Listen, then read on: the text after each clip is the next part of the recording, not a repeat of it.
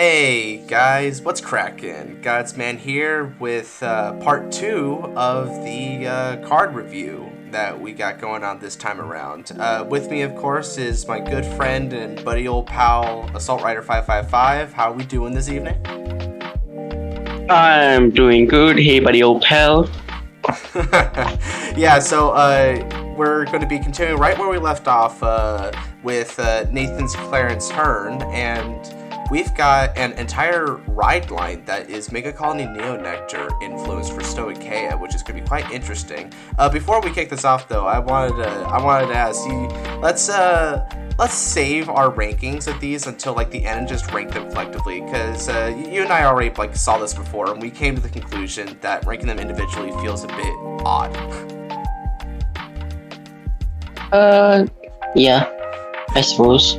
Especially since like this is a whole Rideline that that's supposed to work together.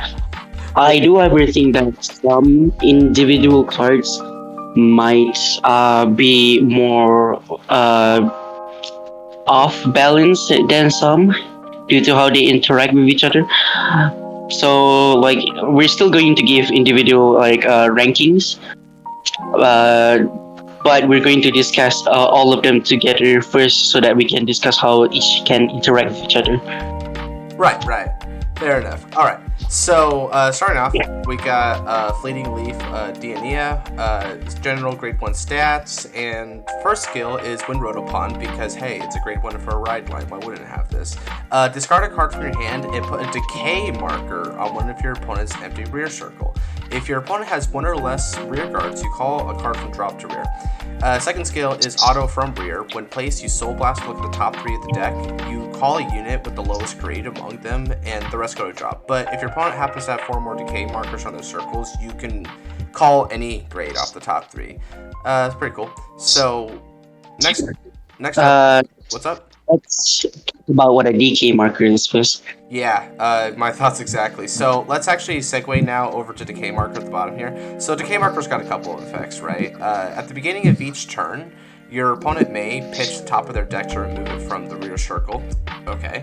The second skill is also auto, which is when a card is called to the rear that this marker is on, costs remove the marker, and that unit's going to get minus 5k until end of turn. So the player who owns the marker pays the cost. So in other words, you're kind of pulling the carpet under them with it. So yeah, that's Decay marker. So keep this in mind because it's going to pop up a lot. So moving back up here, we've got the what's up? Hold on, no, just put it down back. Yeah. So, like, while I think that this is like a cool gimmick, it basically like sets up traps for your opponent to put those units in. That first skill does feel a bit unnecessary. What I think should be changed is that the second skill is the only skill, and that the removing of the marker is mandatory because Overdress is effectively a control meta. So if you can get a card out of your hand and give it minus 5k, that is actually already really good. But if they were to call another unit on top of the decaying unit, then that would actually not benefit them a whole lot because, you know, again, this is a control meta and resources are very sparse. So I do think that this should be changed to the removal of the marker. Second effect is mandatory, but that's about it. It seems like a pretty cool gimmick with a lot of potential. What are your thoughts? Well, to me, Decay Marker is a little bit odd. Like, for me, I look at Decay Marker and I'm like, it's got a really cool concept, but the execution is a bit weird because, just kind of a little bit of a spoiler about the following cards. These cards care about you accumulating markers. We already saw it with the grade 1 without even like going all the way over it. The grade 1 like was counting Decay markers in order to get an enhanced version of its skill. And that's a trend that follows. So for the Decay marker to have not one but 2 different skills to remove it from rear feels a bit counterintuitive when you're trying to like stack them up. So that's like my complaint with it, right? Like I'm not I do think that the minus power is actually like a really cool gimmick. It's kind of a callback to the cradle markers, albeit it's not nearly as powerful as it shouldn't be because again, this is overdressed, right? But yeah, I feel like it should incentivize having a lasting presence on the field. Yeah. I will say, like, if we go back to the grade 1, see, there are a few fixing that is required. First, the when rolled upon skill. It should say, it should specify the grade 2 name. Yeah.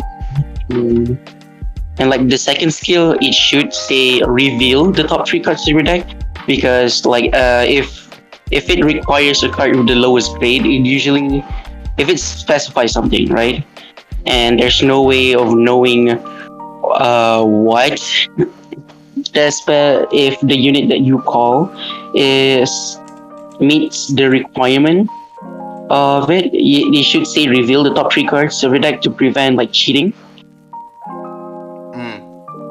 Yeah. I see what so you mean. it should stay reveal that. But overall, like the whole concept of this card is actually really good, because it says here, put a decay marker on one of your opponent's empty rearguard circle, and then regardless of if you put or not, if your opponent has 1 or less rearguard, which means that you either call or they call a lot. Like if they call 2, that's already 2 rearguards out of hand, which does contribute to the Megacolony aspect of this Rideline. So yeah, it's actually really good. Yeah, it's cool. I also like the fact that you could cheese out like a rearguard grade 3 with this effect. That's just funny to me. But let's move on to the 2. So the 2 is Nightmare Maiden Nepenthes. Standard stats, and first is an act from Vance Circle, as is tradition for Rideline. So Soul Blast 1 to call a card from drop to rear circle, and if your opponent has 1 or more rear guards, you Soul Charge back.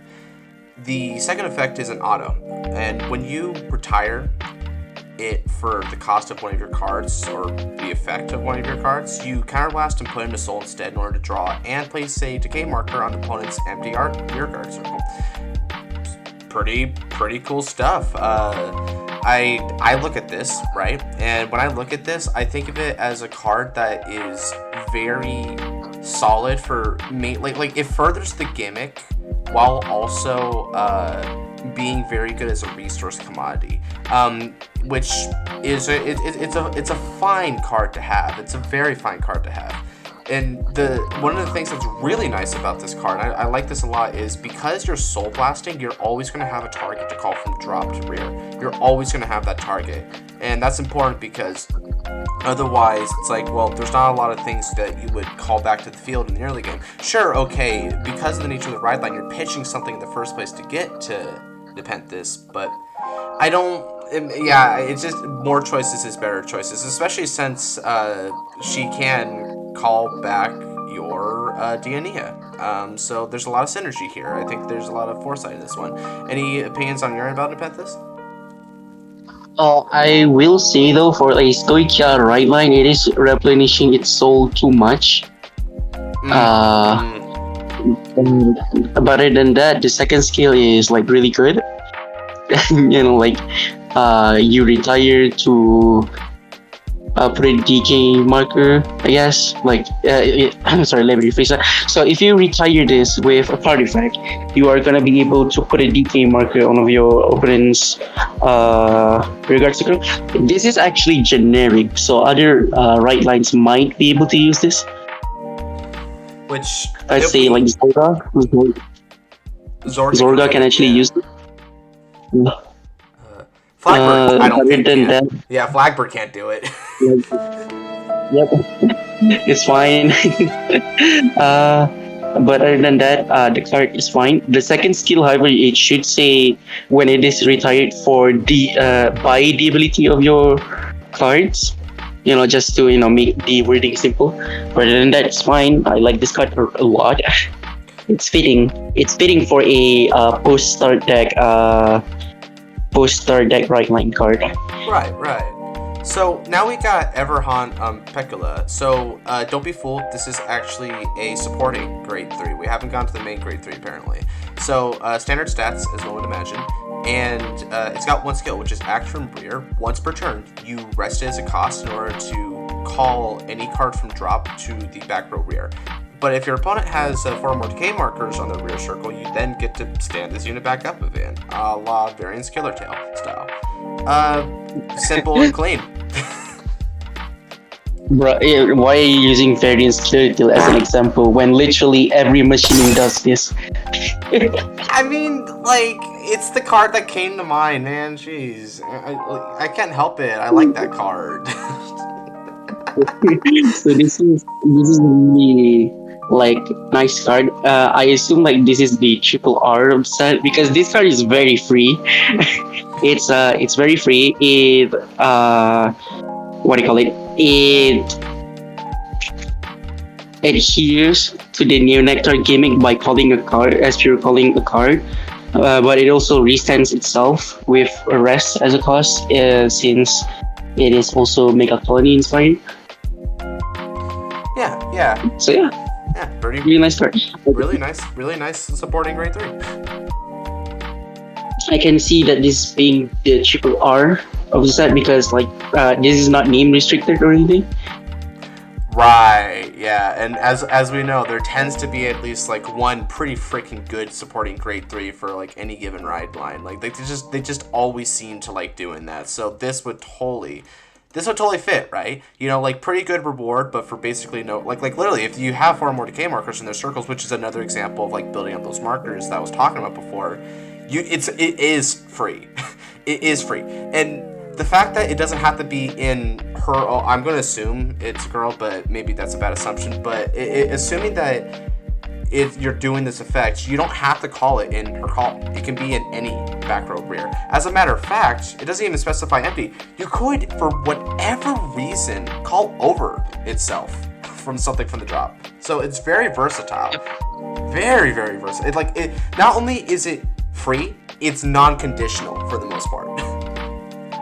I will say though, I don't really see the point of calling it to a back row guard because you can just move it to the front row.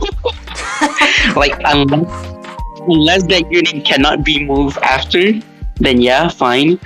But calling it to a back row guard just doesn't fit. If you want to restrict it to boosters, then you should just hit grade 1 or less. But this one, the back row card just doesn't make sense. You make a really good freaking point. Man, I didn't even think about that. That feels kind of needless. Okay. But okay, so this is still fantastic. So we got one more, which is the main grade 3. Mysterious Florist Padma Raksasa. Nice name. Someone felt inspired. So, 3 effects. First one is an auto on Van Circle, which is when the power of your opponent's rearguard becomes 0 or lower, it's retired.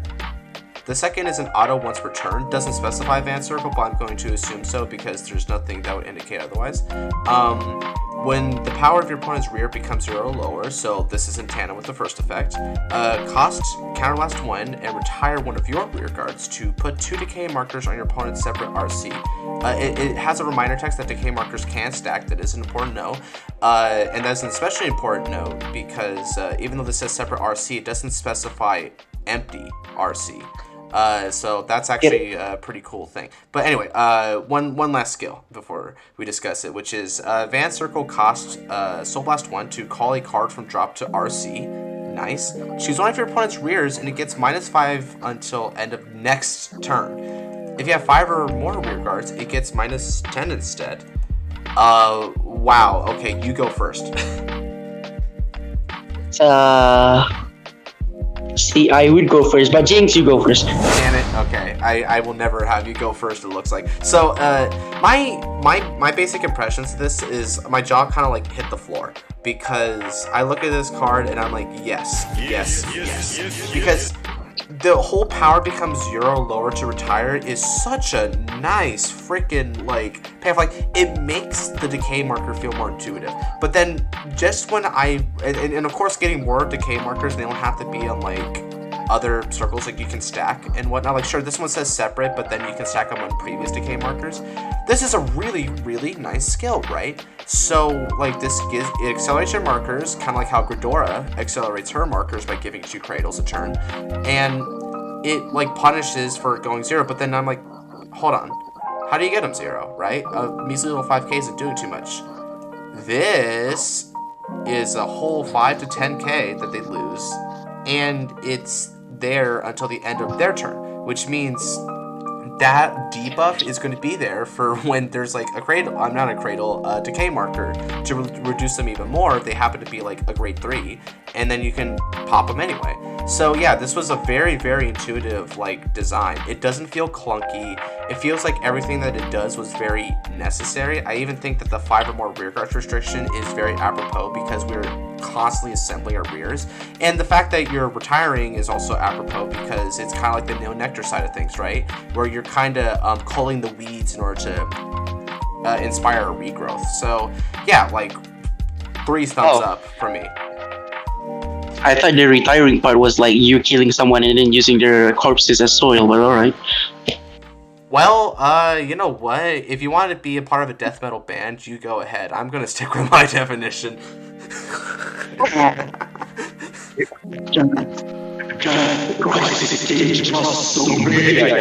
I'll stop. So yeah, your turn.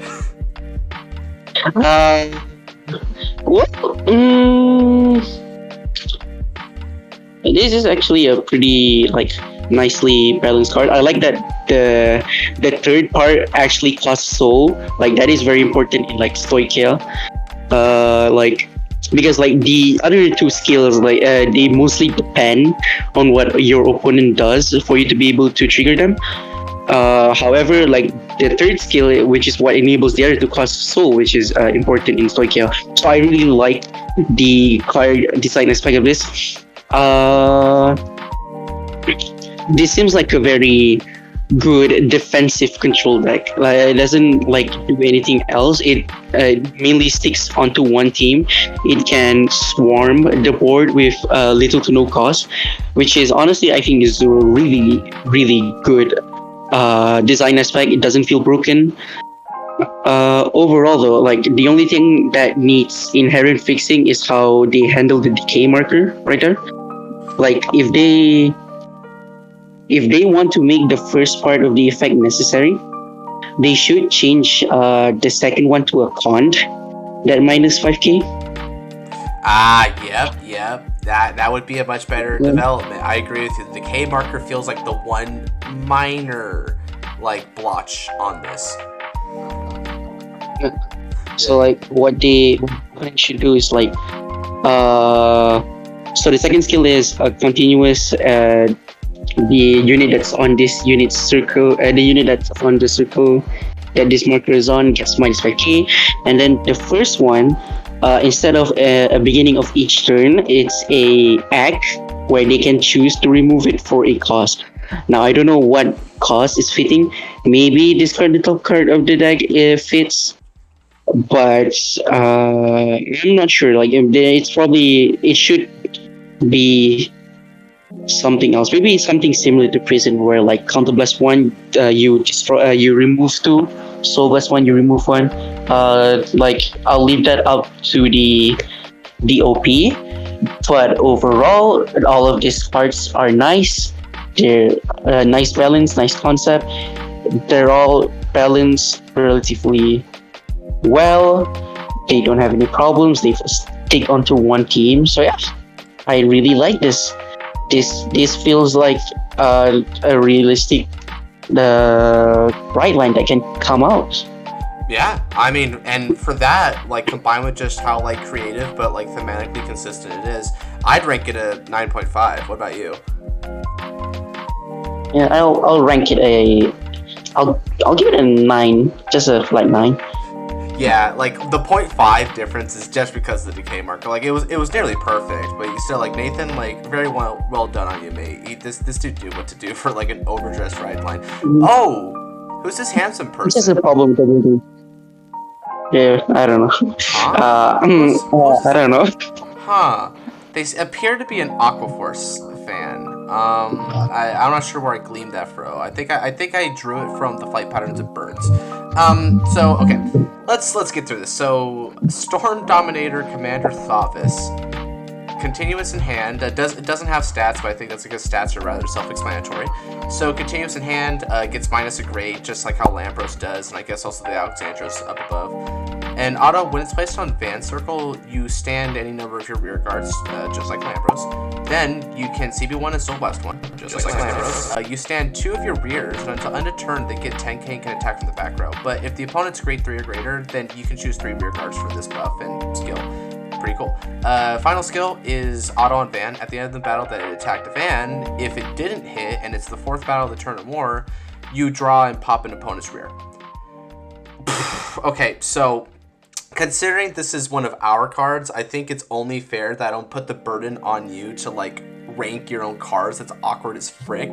But I mean, so let me just say straight up, like, I think this was a more appealing approach to making an alternative grade 4 in a Thavas deck. Because Lambros already fulfills a certain way of attacking, and this is also a very aggressive mother effing like battler, but its form of aggression is much more predicated on filling the field with a lot of like singular attackers and also having that little bit of nice like attrition in like the final effect there. So it feels different enough from Lambros while also being like very powerful and impactful in the Aquaforce aggressive playstyle. Really, really well done here. So, I mean, I'm not sure if I encompassed it already, but is there anything you wanted to add to like why you designed it the way you did? Alright. So let's talk about Commander Thavas. The reason why I chose Commander Thavas is because he's technically the second Aquaforce G unit to flip. The first one being Lambros. So, it's rather fitting that Commander Thavas is like the second one, because if you were to look at the it came out in the same set with Tetra Boil. So if you were to look at the Commander of the Incessant Waves set, you'll see that Commander Thavas is 001 and Tetra Boil is 002. Yeah, buddy. Just what it is. Yeah, buddy. It's a fact. So like, if anyone has used Commander Thavas, which I assume a lot of like Aquaforce players do, because duh. Well, like, so like this card just takes on Commander Thavas and it just enhances it a bit. Like you can see that it allows back row attacking, right. Like the original one. And the second skill is actually like a nice progression to the GB3 skill that the Commander Thavas had. Like your opponent chooses 3 rear guards and retargets one of them. Yeah, like this is like a way cleaner version of that effect. Like you gave it essentially kind of the Maelstrom effect, the old OG Maelstrom effect minus the whole like hit thing, and it's actually a not hit, and it feels way more succinct. So, sorry, my bad. Not open and choose. You choose 3, and then the opponent choose one of them to target. My bad. But like, I wanted to give it the draw and retire effect because there's not much. If it were just the back row attacking skill, like there was not much to differentiate from Lambros, because this costs the same. Like Lambros would seem better because your back row attackers. Some of them cannot hit over defensives, possibly, like they're easy quote-unquote. So what I did here was I added a utility effect, but only if it does not hit, because this is free. Yeah. Which, and as we see, it seems like not hitting these days is starting to be a little bit more popular with Aquaforce. Maelstrom Reverse. Yeah. Maelstrom is asking. I mean, no. Anyway, you're gonna burn for that not one, Maelstrom, dude. No. Not Maelstrom Reverse, just Maelstrom. Tisk. Yeah. Oh man. That's all I did with this thing. Like, I don't think the 10k is too excessive because we still have the Heal Guardians and they're back row attackers. They need kind of a lot. And also like you're going to be compromising your front row attackers.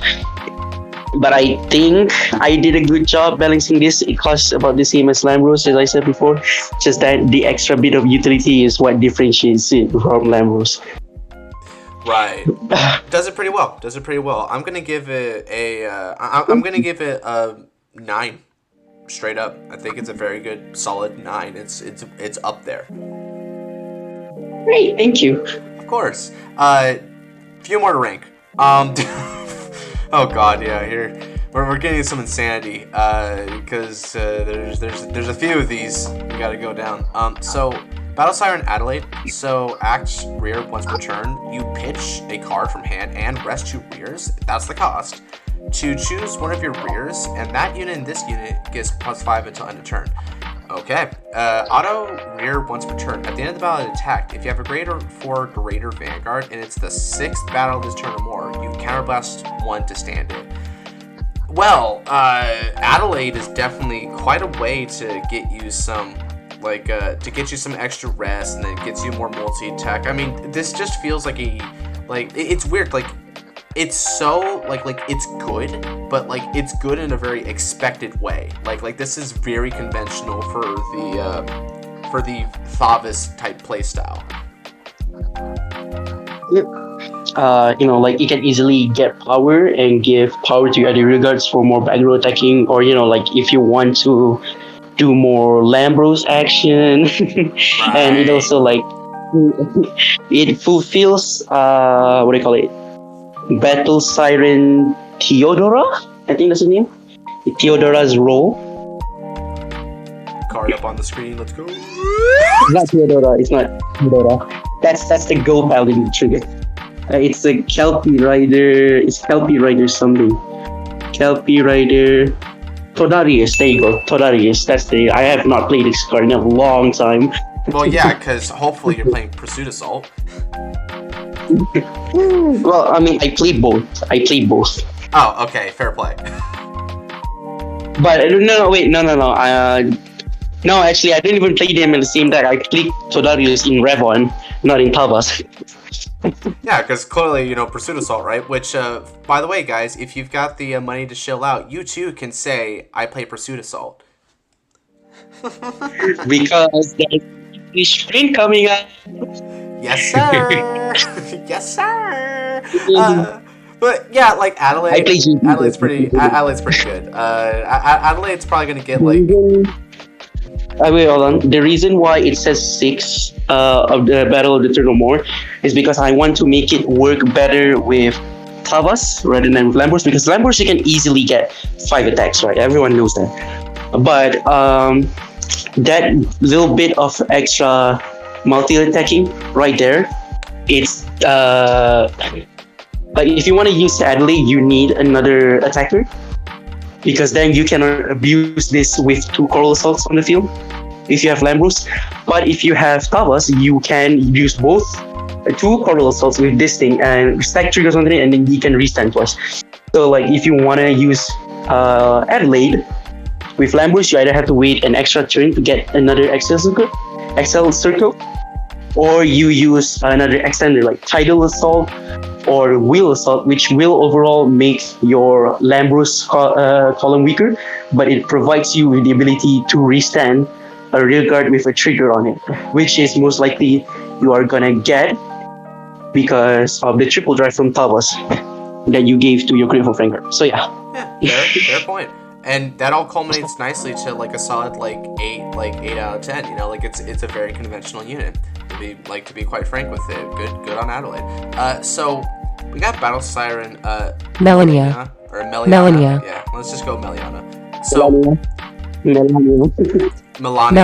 Melania. Okay, yeah. Oh god, I'm bad at that. So continuous on rear. If this unit's column has a rest unit, this unit cannot be chosen by your opponent's card effects. Nice. Very Aqua Force. Auto rear. When this unit attacks a van, if you have a grade 4 or greater van and it's the 3rd battle of this turn or more, you put 2 units from your drop on bottom of your deck in order to get plus 5k. But at the end of the turn, it goes into Soul and draws a card. I say but like it's a downside, but who doesn't like Coral Assault? So, I mean, damn. This this is a pretty interesting card because I'm always a sucker for drops or recycling. I have always been a sucker for that. Like, I don't care how you get your drops from recycling. It could be a Jewel Knight, it could be like Thing Saver, it could be freaking Tickaway Dragon from like back in G era, like Chronojet, you know? It could be any of those things, dude. But I just like that concept. So seeing this here is always going to get like a bit of a bias for me. So looking, because I will say though, like, there's not much reason to leave it on the field. Like, you see that second skill, the first skill. Right. Like, there's not much reason to leave it on the field. So I'll probably like change that. Like give a unit the ability to resist or anything of the sort. But like, hold on, give me a sec. You know, I can imagine that if it gives the unit in the column next to it, like the resist instead of itself, that'd be kind of cool. Especially in premium, because this makes it like a very cool booster, just a thing to have behind like a Coral Assault, because in premium they love throwing out like Denial Griffins and crap. Surprise, motherfucker! Yeah, give me a sec though. I'll edit that in right now. Yeah, fair enough. Okay. And I'm gonna snap my fingers, and the power of editing, the edit will be in 3, 2, 1. And look at that, Godsman has shoot his editing skills. Oh yes. Praise me. So yeah, before I activated my Stan's ability, King Crimson, this has been and will always be the effect of Melania. So if you were to recycle and use the second effect, you are putting in the soul to draw. But like I wanted to give the first skill, like there should be a reason that the first skill is important. So like, if you don't want to use it and you just want to leave it on the field, you have the option to do that. You probably are just going to use the second skill, but at least if you leave it on the field, there's it won't be as bad. I mean, yeah, like when you think about it, right? Yeah. Like if you look at your matchups, it's like you're looking at it's like against like Link Joker, so it's like F it, okay, we're keeping this on the field. But then on like your very next game, it's like Neo Nectar or some crap. It's like, oh, okay, time to go to the soul, right? Like it's the kind of thing where it's not like matchup dependent, but it's like the good side of that, which is matchup cognizant. Like you can really like give or take depending on like what you're going against. So really adaptable unit actually. Yeah, it's just like I just find it funny where it's like you see like you flip up like starting vanguards and you see that they've got like a neon messiah there. It's like mother effer, okay, this is staying on the field. This is gonna be on the field the entire game. I know it. Like good. Okay. So yeah, like Melania is going to get a.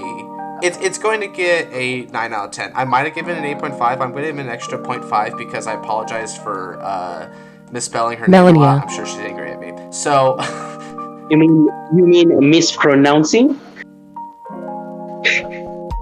You said misspell. It's mispronounced. Damn it. Damn it. I swear I'm good at English. So okay. The next post is by Assault Rider's twin brother, Assault Rider. And it's Luring Bullet of Duststorm Michael. So specifies as a grade 1. That's cool. So act on rear. If you've got Eugene as the Vanguard, you counterblast 2 and put this in the soul to Giraffe a card from hand, which means they call it to the rear circle at random, and the auto abilities do not activate from this call. Hindsight is 2020. The fact that it's the opponent's hand at random is kind of a nice upside because your opponent doesn't really get a say in the matter at that point. So that's pretty sweet. Any ideas as to why this is the way it is, bro? Okay, so the reason why it's counterblast 2 is because I don't want it to be spammable. Right. But also the fact that Eugene as a deck is really like, it doesn't use counterblast much. The only card that can use counterblast is the grade 2 and Orlando, which calls itself from Soul, which is up on the screen right now. But yeah,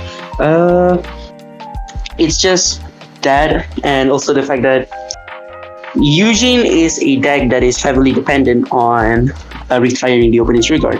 All of your effects depend on it. The reason why And like a lot of decks can actually avoid that, like let's say Baron Magnus, right? Or just not call anything and not let your effects block. That's how they balance Eugene. So like there must so like how come they didn't make a card like this sooner?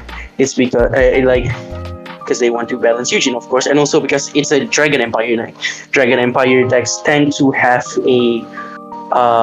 they tend to look quote unquote mediocre on paper, but when they pop off, they do pop, which is why like Mahar Nirvana is popping right now. Right. People thought that was like on the lower rung of like the grade 4s, and look at it go.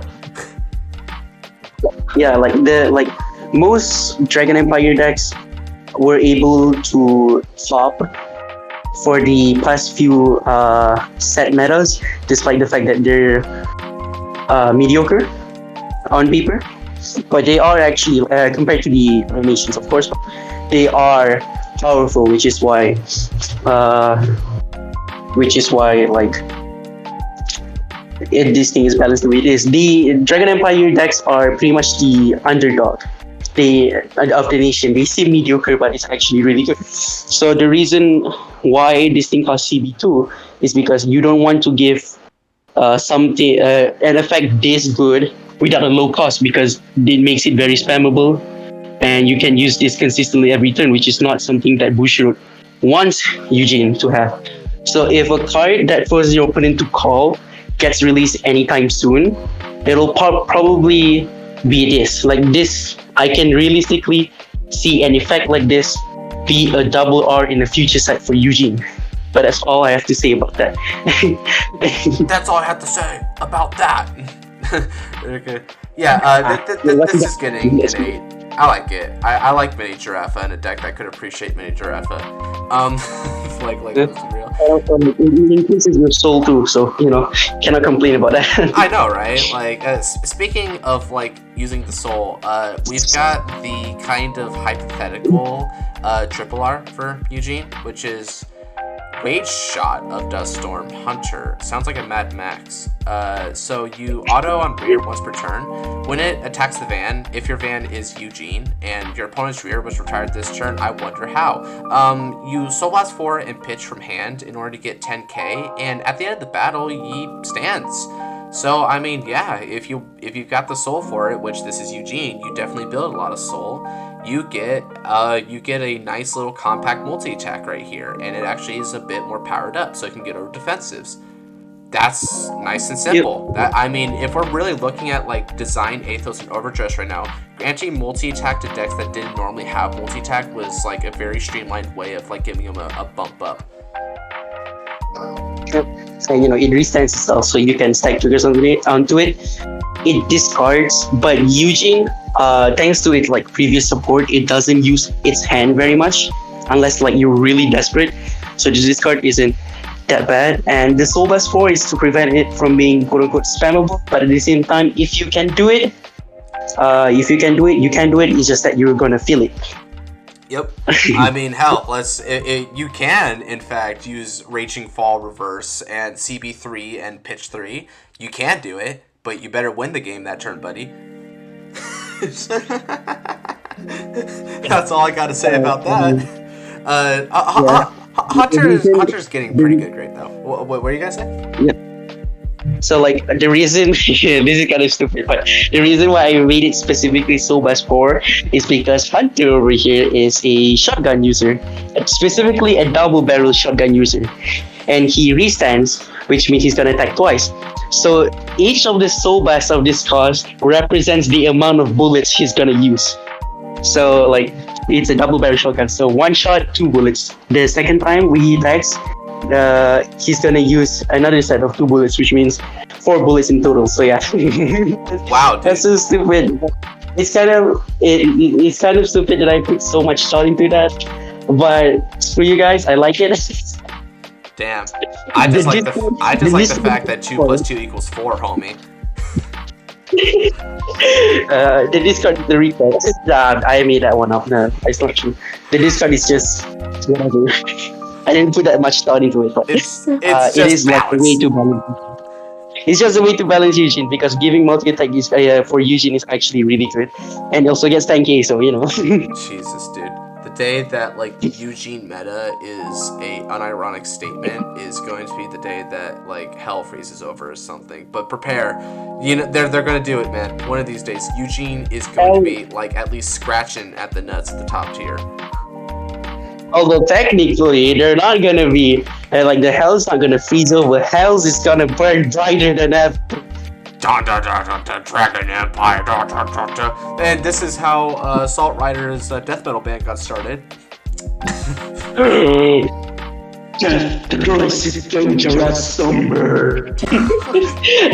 was a reference to something. If any of you gets it, I salute. I salute. So yeah, Hunter, he's a good boy. Hunter gets an 8.5 for me. Pretty good man. Turns out Assault Rider was a part of a triplet family. And so Assault Rider number 3 has given us more Aquaforce, as is the Assault Rider method. So first we've got Transcore, and check out this wicked ass flavored text or hint. Both, neither, your choice.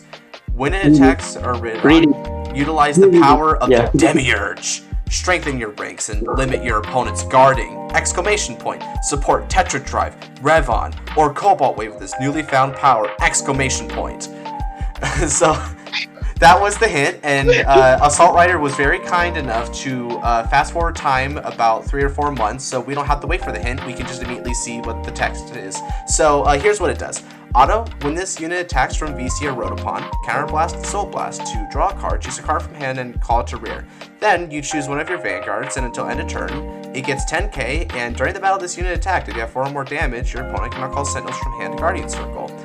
And second skill is during your turn, if 4 or more battles have occurred this turn, this unit gets plus 5k. It is very remarkable to see like the similarities and differences in this interpretation of Transcore and Manrant's interpretation up above. So tell us a bit about like why this is how you perceive Transcore, because I find Transcore to be kind of a puzzling unit to adapt into the V series. I never really quite got it down. Alright, so a couple of things here. The original Transcore only has the limit guarding skill, and at the time Revon was in that set, and Revon was used regularly with this thing. But after Tetra Drive came out, using this with using Transcore with Tetra Drive is pretty much the gold standard. You just get more benefit out of it. So I thought about that and feel like that concept is actually a little bit flawed, because I want to be able to use Transcore in other decks than Tetra Drive, and they all will gain the same amount of benefit. So what I did was I changed the discard whenever it attacks skill to a Sentinel restrict, because that will overall benefit the 3 aforementioned boss, because Tetra Drive doesn't get it can get a lot of power, but only with Filogatus, and it can be easily blocked. So with Sentinels and all that.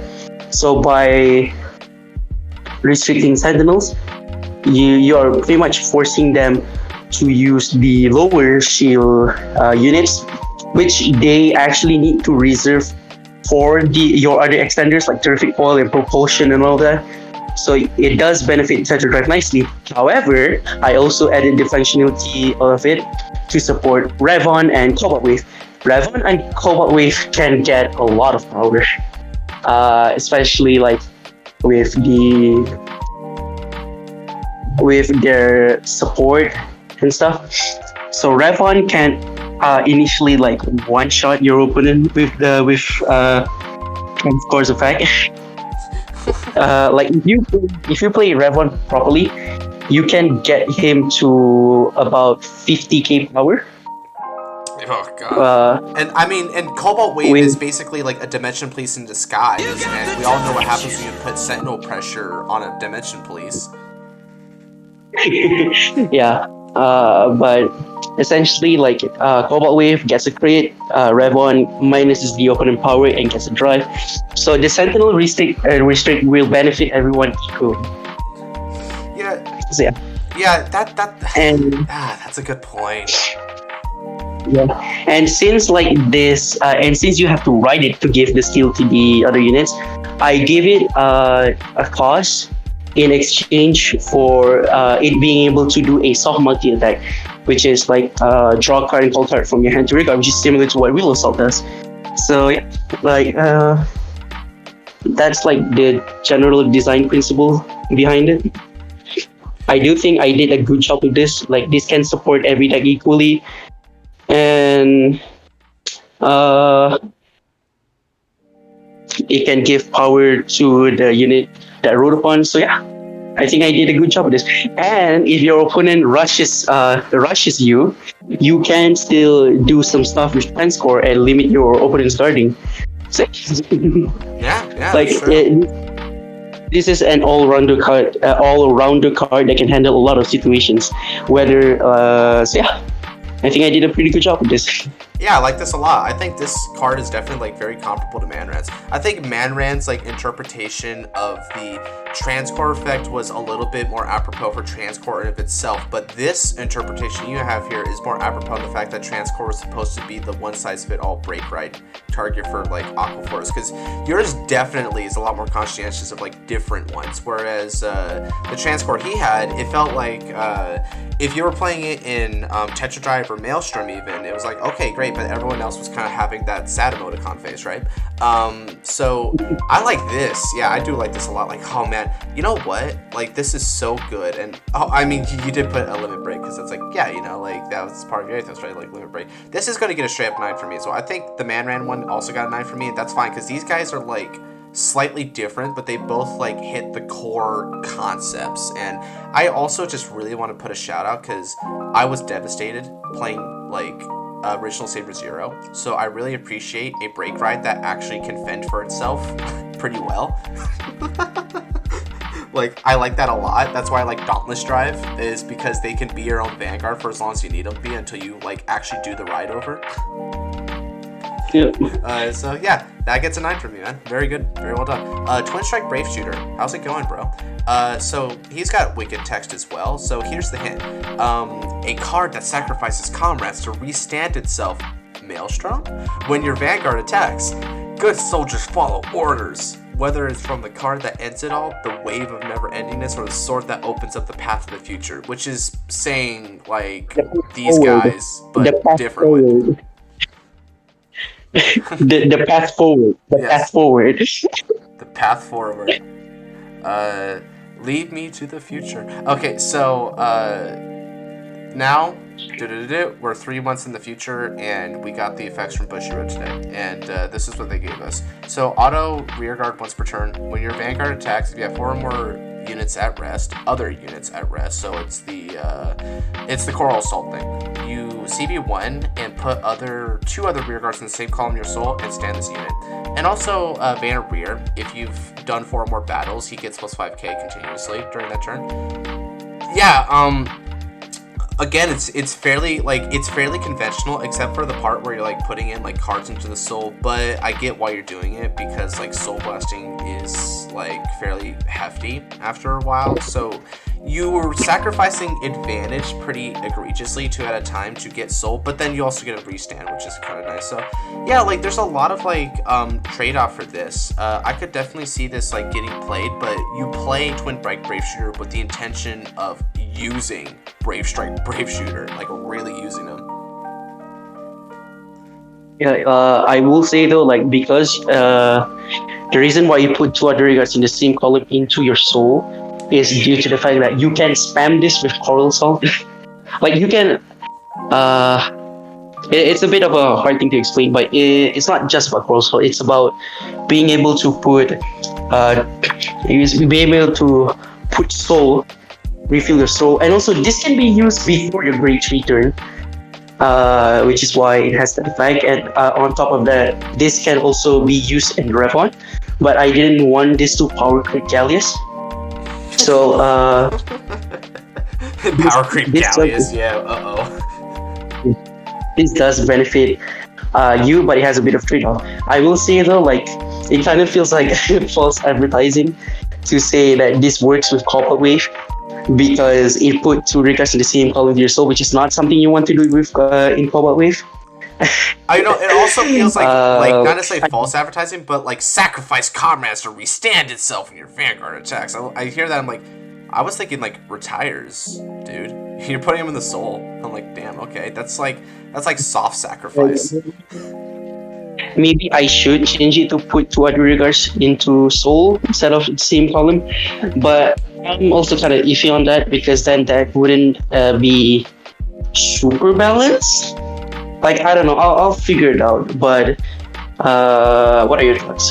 Yeah, I more or less gave my thoughts, but yeah, I think like overall it definitely feels within the arena of everything else, because I think that's where Aquaforce is at as a clan right now, especially in V, is we're in this like Aquaforce, not surprisingly given the aesthetic, very much operates like a regimented army, right? And so within a regimented army you have roles. Each different soldier has its different function that they do, and so the most effective Aquaforce turns are present when you have like different roles all accumulated in a very succinct way. If you build a battle formation where everyone does their part the way they're intended to, it's fantastic. And I think Brave Shooter has a part to play, and so that automatically is going to give him like an 8. Like, it's going to give him an 8 for me. You know, he's a bit above the baseline. Like, there's nothing like glamorous about him, but he does what he's supposed to do.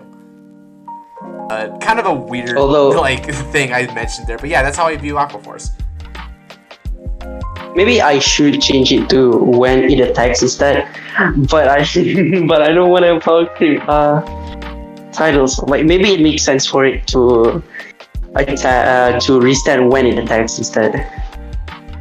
Well, I mean, yeah, because if it's it's weird because you already put a once per turn to it, right? So it's not like the Wind Vanguard attack can get milked by like Tetra Driver crap, but like, I don't know. I mean, it's up to you. That's like nuance that I can't really comment on, I feel. Hold on. Guess I'll edit it and see where it goes. Give me a sec. Fair enough.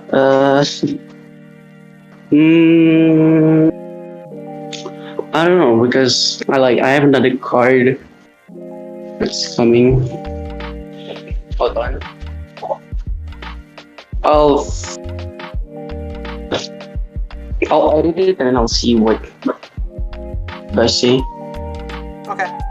Because like, this isn't like grade 2 restricted, but I don't want to give a Foifos to. I don't want to give a Foivos to a non-archetype restricted deck. Yeah, although I guess Cobalt Wave can use non-archetype stuff, but then again, Cobalt Wave doesn't really benefit from Brave Shooter. Yeah. Alright, let's reload that. Okay. I changed it to not needing 2 regards in the same column instead, to make it more flexible. But other than that, I don't think I'm gonna make a Diamantis or a Tidal Assault for this unless it's archetype restricted. But yeah. Fair enough. Alright, so we see it here. And there we go. Alright, so Twin Strike Brave Shooter guy's rating. I think we said all that needs to be said about him. So now we got Mercenary Brave Shooter. Wow, what a shocker. A mercenary knows how to benefit from wars! Exclamation point. Countercharge based on the number of your battles! Exclamation point. I don't know why I keep saying exclamation point. Auto rear at the end of your turn. If you have 4 or more of the units at rest, you put into soul, and for every 3 battles that occurred this turn, you countercharge 1. Oh my god, I think like Tetra Drive just ejaculated. Continuance on Vanner rear during your turn. If 4 or more battles occur this turn, it gets plus 5k, just like his buddy up here. Wow. It's just a countercharge too, alright? Every deck can get the countercharge too. It's fine. Yeah, but I still think Tetra Drive looks at that and says, "That's me." But still, though, like it's just a computer to even in Tetris, unless you have 3 extenders. I mean, who knows? If you have the extenders, then surely the countercharge will just be more pleasant, right? I mean, how one thing to be said here is this card can also be teched in Maelstrom builds because to my understanding, with the introduction of reverse Maelstrom into the mix, Counterblast is starting to become a little bit more tight if you want to have everything like up to use. And of course, usually you want to budget because of it, but if you don't want to budget and just run this guy instead, you can. Yeah, because to my understanding, yeah, like that can be a thing, right? Like you could just run Mercenary Brave Shooter and put it into because of course you can like lock it or whatever, right? Because it's not really like at rest. Well, then again, actually, hold on a second. Because of the nature of locking, units are unlocked in the stand position. This requires 4 more of the other rear guards as rest. That may not work. No. Actually, it can work, but you need to probably not do this with reverse Maelstrom, is the thing. You probably need to do it with one of the other Maelstroms. And as annoying as it is to like keep on bringing up Maelstrom, this is how I best understand Aquaforce. It's fine. In exchange, you can just reload the page because I re-edited this Twin Strike again. I'm sorry. Twin Strike again? I'm sorry. Yeah, it's just like this card kind of fucks with my mind a bit, but it's fine. We can just move on. Okay, yeah. You just sorry, guys. Back to the column. You just did it again. Okay, yeah. It's fine. So, yeah. I'll think of a. Yeah, Mercenary Brave Shooter. You got any thoughts on this guy before I just give him the grade and move on? Nope, I have no other thoughts. Yep, fair enough. Yeah, this guy's gonna get an 8.5 from me. I like him. He feels like an alternative to Penguin Soldier. That if you want to reach higher, you get more benefit from it. Generally speaking, although of course Penguin Soldier still has uses that are like his own, especially in like Thavas Lambros builds. But yeah, that aside, Brave Shooter's pretty cool. So now we've got more Aquaforce friends. Another Assault Rider special. So we've got. Let me just scroll up a little bit. We got Blue Wave Dragon, Anger Boil Dragon because he's angry. Not as angry as Raging Form because he rages, but this is still Angry Dragon. Did you ever see that one post back in November that Bushy made where it goes, "Do you like Angry Dragon?"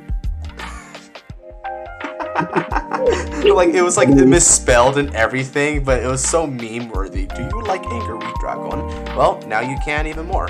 So auto on Vansicle. When it attacks, if it's second or third wave, you CB1 and Soul Blast 1 to stand 2 of your rear guards. And if the opponent's Vanguard is grade 3 or greater, this dude and those units will get 5k until end of turn. And when rode upon, just like Dauntless, he's going to pass over the auto abilities to the dude that rode over. So yeah, Anchor Boil is kind of nuts. Now this comparison is a bit too flattering and a bit under flattering, but I feel like this is a Break Ride Mortared Phantom. Like, not like actual Break Ride Mortared Phantom, but like V-Series Mortared Phantom, but as a Break Ride. You know, like just in case, like if Godsman get confused again, this is only second or third battle, so TetraDrive cannot abuse this. Yes, and yes. You cannot I thought you could keep on doing this with TetraDrive.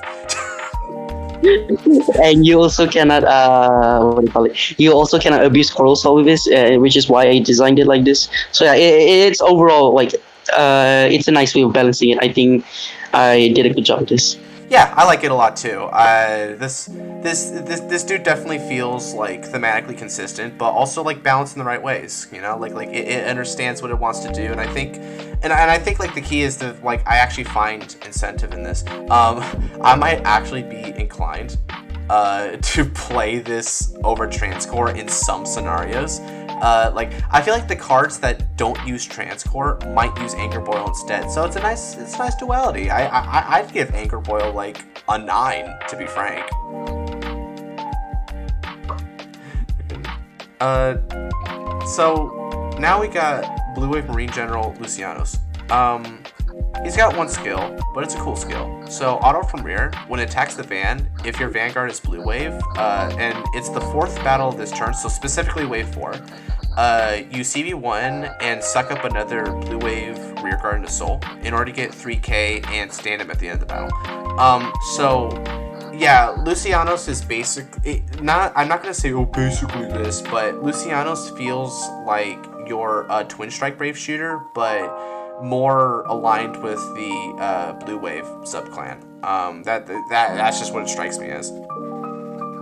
Yeah. So like the reason why I made Lucianos is like this is 2 reasons. First, Kuteria can give power to this, and then it can restand afterwards. Which is pretty beneficial because in premium you cannot do that in Foivos because Foivos is restricted, is 3rd battle restricted. And second, this is actually meant to be a replacement for Foivos in V, because they messed up Foivos so bad in V. Oh my god, yeah, like Foivos in V is like has a hard on for Revan, and that's it. Nobody else. Yeah. They wanted to make it Rev 1 support. Yeah, it's basically like the same thing that Ascrat went through. I know, right? Why is Ascrat like just for Aggravating, dude? Like seriously, I'm glad we at least have Fallon, because Fallon remembered where his loyalties lie. Yeah, and he also replaces Ascrat, which is like I got my inspiration for this card from Fallon essentially. Hell yeah, bro! Freaking respect. Freaking respect, man. Anything else to say about Lucianos? No, but I just want to say that the reason why no, there's nothing. Okay, fair enough. Lucianos is going to get an 8. It feels pretty good. I like Lucianos. So we got Blue Wave Soldier Simo. Okay, so in all seriousness, Blue Wave Soldier Simon.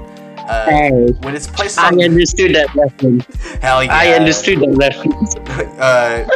Yu-Gi-Oh! Players stand up.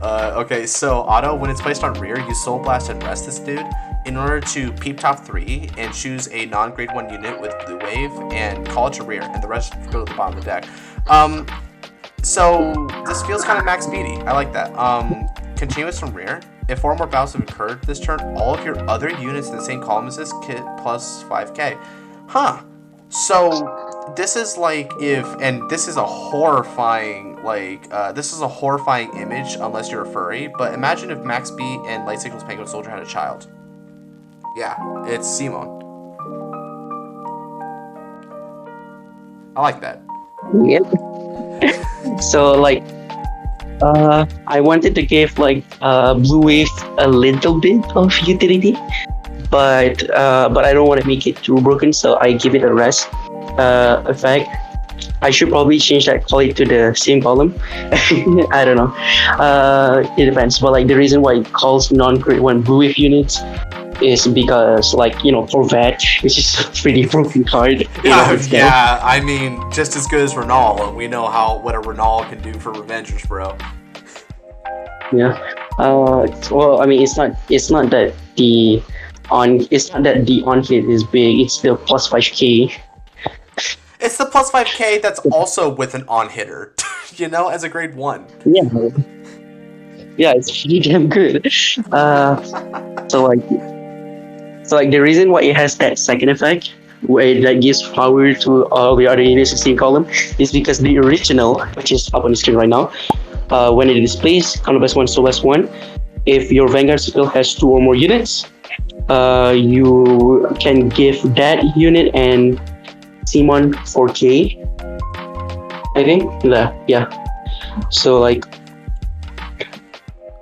it gives power to restanders. Oh wait, no, it's not specifically Vanguard. It's choose one of your other units. So yeah, it is this is supposed to be a modern day interpretation of that skill, but it also is slightly quote unquote nerf, but it doesn't have a cost, and it also has the ability to spear call from the top deck. So yeah, I don't know about balance, because these were created before the Transcore series, and I think the Transcore series were more balanced than the Blue Wave series. But I think I did a pretty good job. Like, like it's just Simon, Lucianos, and uh, Anger Boil that was created before the Transcore series. The rest was after. But like, yeah, I think I did a good job. Yeah, Simon's a pretty good job, right? Especially given the fact that when you like examine this, like if we think critically here, the juxtaposition of a Soul Blast and a Restless unit cost, that's not like that is actually somewhat costly because we have to consider this is a Blue Wave deck, and so when you're playing a Blue Wave deck, generally speaking, you're playing one of two strains. You're playing the Tetradrive variant or the Valeos variant, and neither of them actually particularly benefit from like this rest or even the Soul Blast for that matter. So it's actually, these are valid costs, and it's a cost that's pretty good, right? Like it is a cost that's pretty good because sure, okay, yeah, you do +1 for a Soul Blast potentially, right? But you also rest this dude. Like this dude is rested, and it's only an on place. It's not like a once per turn. It's not an axe. So yeah, I think it's fine. I would give this guy like an 8.5. Like he's the thumbs up dude. However, you can use this in Revon. I will say that. Yeah, I guess you've got Thavas and you've got like other because Revan is sort of like the everyman's Aquaforce for the most part. Like you can slap that in everything. So you just play a bunch of like Blue Wave rear guards with them. However, funny enough, this does has the same cost as Poivos. It just cannot restand. Yeah, but if enough said about Thavas, bro. He and Revan's got to get it on, bro.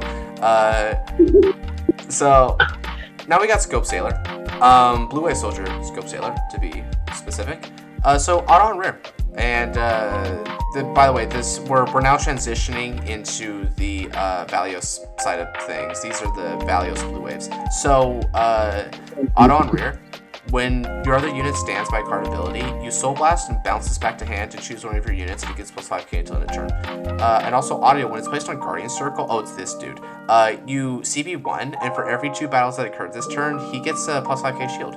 Then you put 2 normal units with Blue Wave and their names on the bottom of your deck, and for every 4 battles that occurred this turn, you also draw a card. Holy moly. Explain yourself. Okay, so the original Scope Sailor, it returns itself to the hand for Soul Blast to give power to another unit, so that this one is stronger.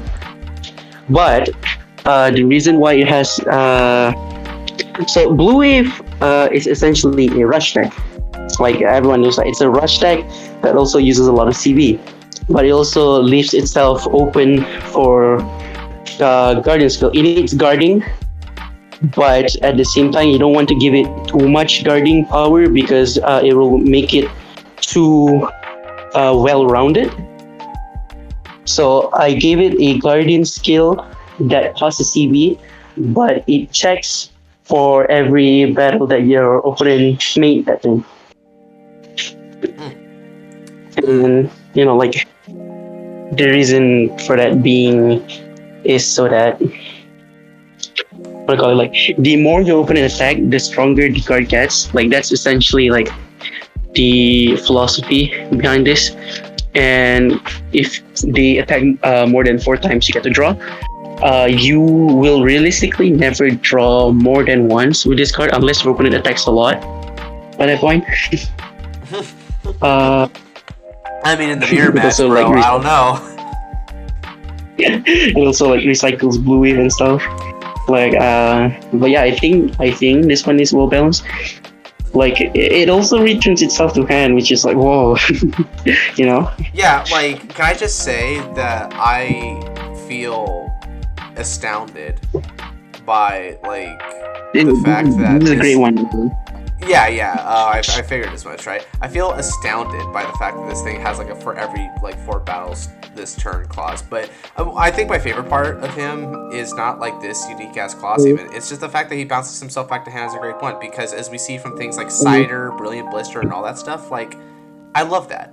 I love that. Like give every clan like this kind of thing. FYI's Coach Sailor is actually a she. Oh, well, hey there. Nice to meet you. Oh, are you all like Discord mods go? Oh, are you a girl? It's a woman. It's a woman. Oh, are you a girl?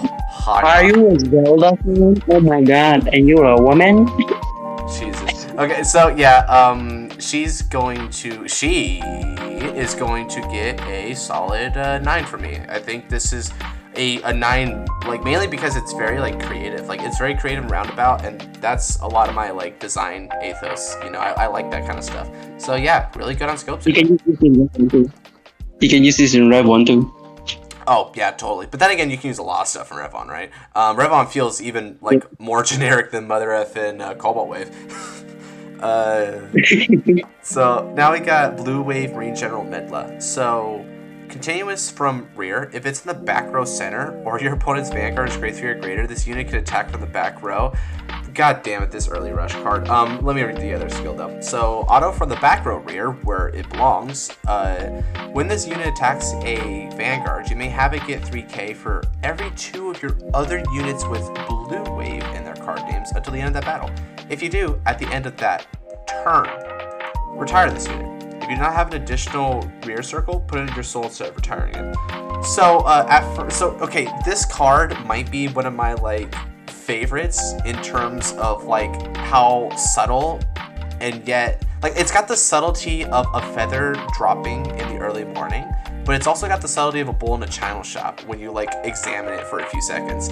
So basically, let me just tell y'all about a little thing like we like to call the Blue Wave Rush. The Blue Wave grade 2 turn is astonishing. It's really a freak of nature. They will call like 5 or 6 units and just go at you like 4 times. Or maybe even 5 if you're playing the Valeos build, which this is definitely for the Valeos build. So yeah, this thing is perfect for that. It can go in other builds, of course, but like when I read the no additional rear circle, I immediately thought, well, hey, on turn 2, you wouldn't have any like Excel markers. But then I thought, oh wait, with Valeos, you're not going to get Excel markers ever. Like resource issues is like one of the main things about Valeos, is that it has no way to generate resources other than from Coral Salt and Nerissa. But Nerissa, you're not going to get much out of Nerissa, only Coral Salt. Yeah, that's true. And how I guess in terms of like other resources, if we're gonna take like other stuff into consideration, you did have this Mercenary Brave Shooter up here, which yes is not a blue wave, but it does give you mass countercharging, so that's like the countercharge aspect. But yeah, like Medla is really funny, dude. Medla is really funny because the one, like, literally when you're doing the blue wave like grade 2 rush, the one circle that may not always get filled, it feels like is the one behind the Vanguard. Here you go. Yep. This is her, bruh. That's your quote for the day. Like, what the frick? Yeah, Medla's gonna get like a 9.5, dude. Like, the only thing stopping from a 10 is because I don't have bias for it, but like, oh my freaking god, this is funny as frick. Like this is like, I know what my deck is, and I'm going to strong arm it to hell and back. So you know, like it's also not very spammable. Yeah, you can only have either 1 or 2 only after your opponent's Vanguard is grade 2 or greater, and the power up is dependent on your other blue wave units. So yeah.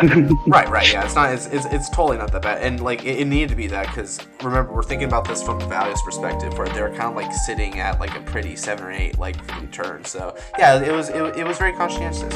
So finally we've got Valeos's pet dragon, Blue Wave Dragon, Arsenal Fleet Dragon. So auto on rear once per turn. When your grade 3 or greater Van attacks, if the opponent's power is different from its original power, Valeos effect, come on. Soul Blast 1 stand this unit. Although to be fair, Revan can do this too. So Revan can steal Valeos' pet dragon, but we're just going to consider Valeos for the time being. Auto on rear circle. At the end of your turn, if you have 4 or more rest rear guards, I wonder how, you put in a soul and draw a card, the Coral Salt effect. But if you do not have an additional rear circle, you choose a normal unit with blue wave in its card. If you're dropping it, return to your hand. Yeah, this thing is freaking phenomenal. Clearly, you have maintained the design ethos that resources is key, and this feels like a very free unit, but it's not like the kind of free unit that's like really like in your face and it's going to like change the game around, because we have to keep in mind this is like a grade 3, right? And so that means something, right? Like you're basically committing to Valeos is my van, Arsenal Fleet is my rear, and that's my grade 3s. That's it. So it better do something like this. So I like that a lot.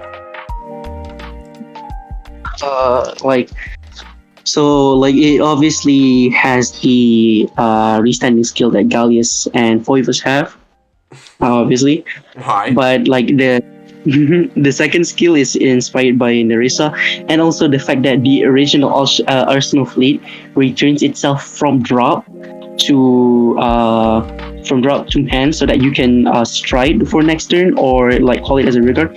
So what I did here is that you can return values from your drop to your hand. Yeah, I find it really funny too. Which, by the way, props for the Valeos Persona Blast, which is also like the Megiddo type-ish effect, right? Props to that. I also want to just bring up just note for Arsenal Fleet, the old Arsenal Fleet. This thing does not add back to your hand when your Vanguard stands normally for turn.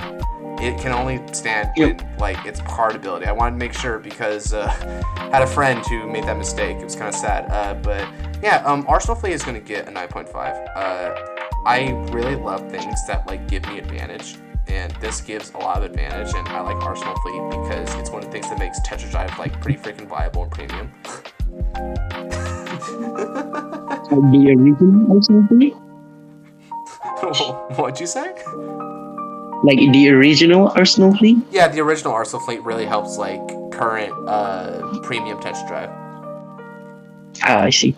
Yeah, because all the pitches. Yeah, it's a pretty damn good card, regardless.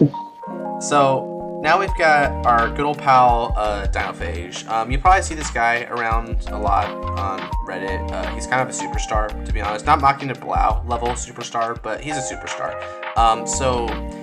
Wait, it's pronounced Machina Blau? I thought it was pronounced Machina Blau. The world may never know. No one's Which ever... one is it? I'm gonna go with Machina, bro. Confirm it in the comment section below on Reddit or YouTube. Go! Whoosh. Siri, please tell me. So, okay, True Ancient Dragon Spinal Launcher, to absolutely no one's surprise, it says Tachikaze right here for a freaking reason. It's got basic grade 1 stats, and attributes and all that. So, it's got 2 skills. First skill is the basic True Ancient Dragon skill, which is on fan or rear. If you drive check a front, you get a crit. So, it's got its unique effect, which is auto when it's retired from rear by your card ability. If your Vanguard has Ancient Dragon in its name, you reveal up to 1, get this, ladies and gentlemen, front, drop, or critical trigger from your hand and place it on top of your deck. So I got a lot of questions for this thing, surprisingly. Let's just ignore this first effect, because this is basically obligatory for all True Ancient Dragons. That's fine, that gets a pass. This second effect, though, retired by card ability is basically it's not even a cost, it's just a condition, so there's no cost to this. You don't need to Soul Blast, discard, Counterblast, none of that, right? And it says Ancient Dragons, so you can do this with both, True Ancient Dragons or any Ancient Dragons, like Spinal Driver or whatnot. But, so ignoring all that, why is it a Grit Bangle for a deck that isn't super high rolly like God Hand, but it's also a Grit Bangle that works with freaking draws or crits? Why also draws and crits? It should have been just the front. This card is way too broken. Way too broken. I don't know what you were drinking when you make this, but it's way too broken. Sorry, I didn't mean to be so mean, but yeah, it is way too broken. People say that, True Ancient Dragons should have a Great Bangle, but no, they shouldn't. Tachikaze and Nova Grappler, ignoring the fact that these are 2 completely different plans, or the fact that True Ancient Dragons and God Hand are no way close to each other. Yeah, sure, it has a front trigger focus aspect, but it's not. This doesn't suit the deck. A Great Bangle for True Ancient Dragons is ridiculous, and the reason for that is because True Ancient Dragons gets a crit. It gets a crit, which it mitigates the need for fronts in the deck, and not to mention, God Hand Dragon is a high roll deck.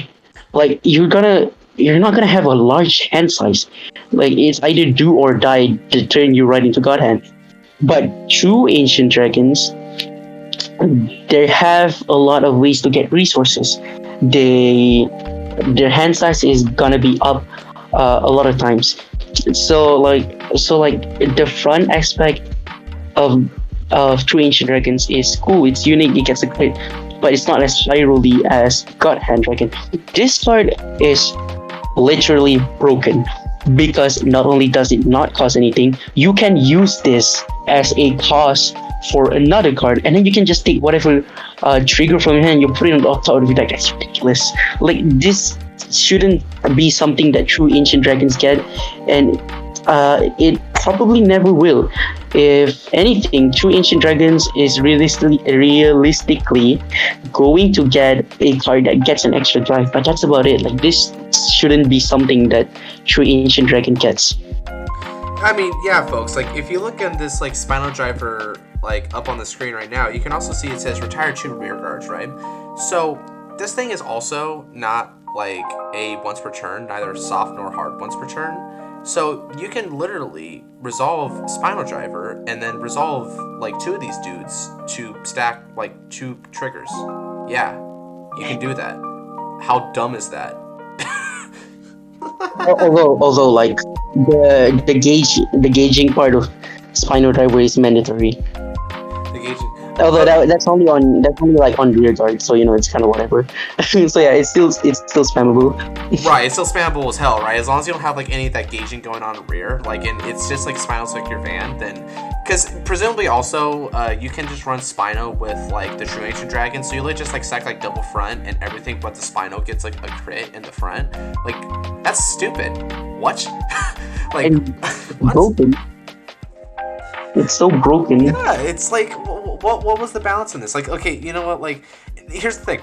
I'm going to rate this pretty freaking low because, yes, I'm the guy who says, look, I'm more about creativity and, like, giving what the deck needs and all that, it rather than balancing. But not only is this egregiously, like, underbalanced even for my taste, I don't think it's creative. I think this is like this is kind of like flying in the face of nuance for what True Ancient Dragon get. Like, you've mentioned things like drives, right? I think drives is more of an intelligent way of going about it. Like there's different ways you can go about this, but this is just literally like taking like the no thought route behind it.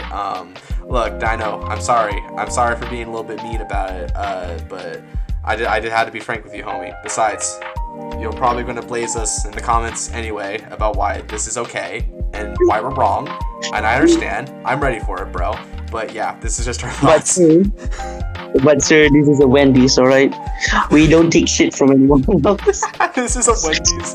Yeah, but love you. Okay, so I'm going to give it a 3. I'm giving it a 2. Yeah, it's not okay. It's not okay, bro. So, you have Camel Jockey. He's just mentioning about, like, making this, like, overdressed archetype, but it didn't pop up at the time, so there's just a little comment thread about it. So now we have Niconis94. So, Niconis was like, hey guys, Steam Maidens are actually a thing. Let's give them stuff. So, first up we got Steam Maiden, Iluna, which has 2 skills. So, first skill is when it's placed on Van from hand, you bind a card from hand to search for 1 grade 3 normal unit with Steam Maiden, ride it, and if the opponent is grade 3 or greater, they get a drive. Second skill, on rear, when this unit attacks, if you have a Vanguard with Steam Maiden in its card name, this unit's going to get 5k. Then, if it happens to hit the van, you counterblast 1 and bind it to choose a grade 2 or less Steam Maiden from your bind and call it to rear. And it's got like sick flavor text. I'm going to flash back your lost memories! Exclamation point. And punch through the wall in front of you! Exclamation point. So, look, okay. Okay. So, I like this card. The second skill is like really good for Steam Maidens in terms of extension. And also it also like makes use. It also like allows you to make use of Elu's counter charge effect if you call Uluru with this thing. But I have a problem with that first skill. Why are you giving gift spam to Steam Maidens? This is like the most free gift spam I've ever seen for a deck that multi-attacks. Because this thing, like, you can get 2 forces. You give a drive to Elul as well, and then like and then you can do it all over again. Like I don't think this is not good for balancing. The second skill is fine. Like it's no, it's a nice bit of extension, but I feel like that first skill really brings this card down. Like it's not necessary for this deck. Yeah, I feel like I think this first skill needed like at least a counterblast and maybe even something else like tied to it, like a counterblast and maybe even like bind a Steam Maiden specifically from hand, because there's another card, right, called Slate Hex back in like it's a premium card, but Slate Hex had a similar thing where you can like counterblast and pitch in order to like ride Raging. So I think at minimum you should do that, but even then it's like I don't know if like this is okay. Like, it shouldn't. Steam Maiden still shouldn't get something like that. Like Slay Hex, when Slay Hex was made, it was a completely different time. Gifts were not a thing, like at all. Yeah, that's like, right. Yeah, they didn't gift proof it. Yeah, because there's nothing like that at the time. So this thing, it's like even if you add a counterblast, like it still doesn't feel balanced. That first skill should honestly just be Axe, and the second skill should just be the primary focus of it. So yeah, like I'll give it a 6 out of 10. Like that first skill really brings it down. Like you were this close to greatness, but like the second skill just brings it down. The first skill brings it down. Sorry. Yeah, I'm sorry, man. Yeah, it's okay, bro. It's okay, bro. You're all good, man. You made something pretty good. You made something pretty good, Niconis. It's not like the greatest thing ever, but you made something pretty good. I'm gonna give it a 7 because I actually really like that for like that second skill. I think that second skill is pretty cool. Plus, who doesn't like flavor text? Kara Room is another Steam Maiden out in the world. Happens to be a grade 1 Steam Maiden, and this is what she does. See, it's a Steam Maiden, so I'm pretty freaking sure it's a she. So, auto, when it's placed on van or rear, if you have a van with Steam Maiden in its name, you Soul Blast one to peep top 5, choose up to 2 cards with Steam Maiden and their different card names from among them. Reveal and put them in your hand and shuffle your deck. If you put specifically 2 cards in your hand, you choose a card from hand and discard it. And it has a second skill, which is your other Steam Maidens and their card names in the same column as this unit cannot be chosen by your opponent card effect. Oh, okay, so there's that effect again. Step forward can be necessary. I hope I did a good job. I will say this card. This card is amazing for Steam Maidens. It fits Steam Maidens more without it being broken of the sort, and not to mention like if you put 2 cards into your hand, you can choose a card from hand and discard it. That is amazing because it creates the synergy with Rebel.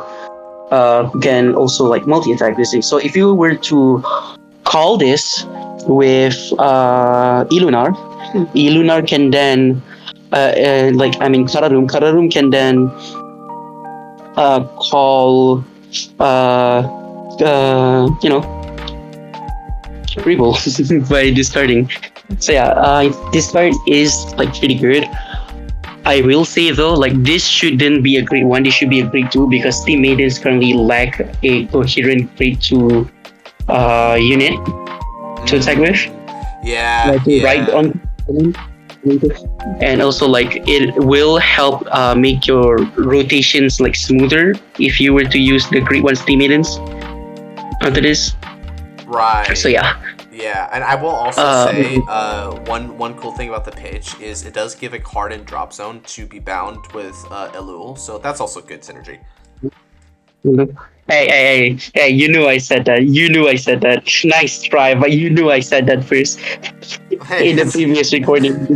Yeah, you did say that, but that's why retrospect is cool, right? Just covering your bases for you, bro.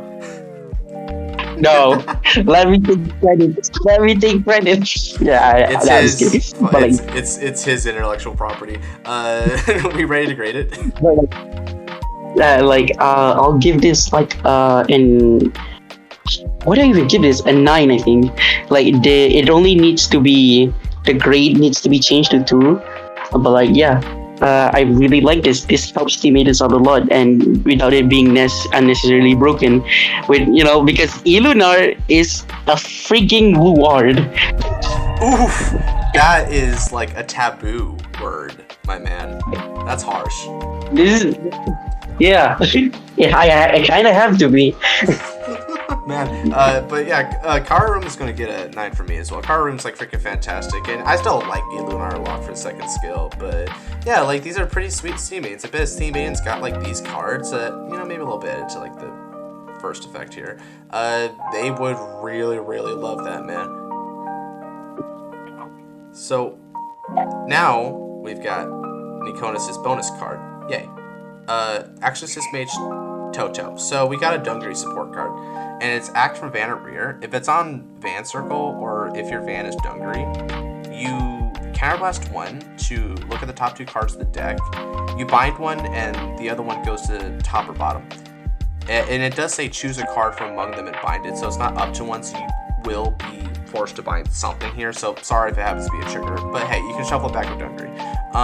Second skill is when it's bound during your turn, one of your vanguards is going to get 10k. So pretty cool support. I will say the second skill has grown on me since the first time I looked at this, because before I looked down, it was like whatever. But you know, it's actually is kind of nice to have more power added to that crit and drive. Yep. Like the second skill is like super good because you can just bound this a lot, and then you can give your power a lot of your vanguard a lot of power. Like that second skill, amazing. But that first skill, however, I don't think it's really all that good. And the reason why I say that is because there's not a lot differentiating this card with Renren. Like, yeah, sure, you get more search out of this, but I feel like this should be a Dungaree searcher instead of this. Can it be one that peaks like, top 7? No, peaks top 5. Yeah. Damn it.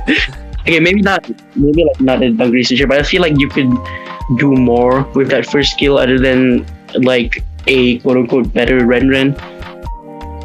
Yeah, like I think the avenue would be like find a way to bind cards from the drop, you know, just to be a little bit more effective with the areas in which you're binding. No, I mean, like it doesn't power crit Renren, which is good, but I feel like you can be more creative with that first skill. So I'll give it a 7 out of 10. Like that for that second skill, beautiful, absolutely amazing. I really like it for Dungaree. In practice, this can buff your Dungaree by a lot. So yeah. Yeah, I'm actually going to give it a 7 for the same freaking exact reasons. Second skill is pretty freaking cool, but first skill is just kind of like bleh. It's whatever. But yeah, not bad. Not bad, Nikonus. Pretty good batch here you gave us. I appreciate it, man. So. And that is it for part 2. We'll continue with part 3. See you guys later. Okay, God bless.